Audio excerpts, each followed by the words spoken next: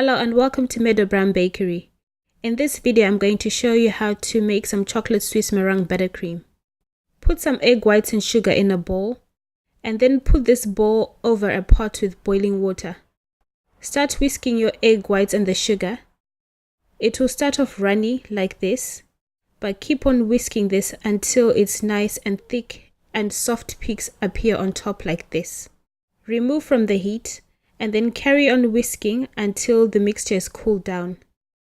You can start adding in your butter a little bit at a time. Whisk it together and then add some more and carry on until all your butter is used up. Your mixture should be nice and thick and spreadable like this.